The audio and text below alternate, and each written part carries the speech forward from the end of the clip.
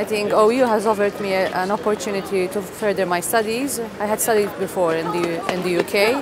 I was previously at the London School of Economics, but the OU provided a very flexible option for me to continue working from my home country and being here also to carry out my research. My research was carried out in Malta, but I had a lot of contact with my supervisor. I had two supervisors, Professor Jane Allgate and Miss Wendy Rose. They were brilliant, very flexible people and very supportive. My study was on children in foster care in Malta. I carried out a survey study trying to understand who are these children in care. There was no research about children in foster care in Malta, so this is a baseline type of study. And eventually then I went in more in depth and I interviewed foster carers and foster children.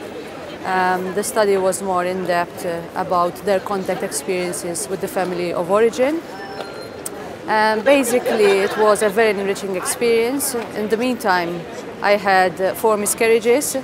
And so I was very lucky to be doing my studies at the OU because they were very flexible. They gave me an extension. There were times where I had to stop for various reasons, health-wise basically.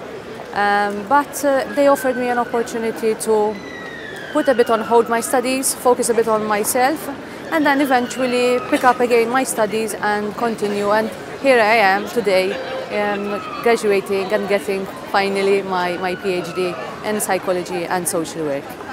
How will my study change the world? Well, basically, my aim is to make an impact on the practice and policy in Malta.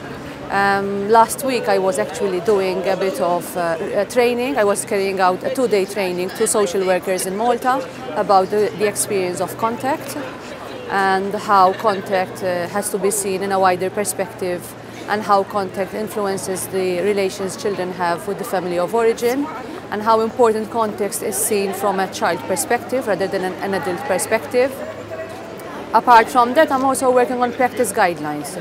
These are guidelines which I'm working together with the management of the main social work agency in Malta, which is a port basically, and we're developing practice guidelines.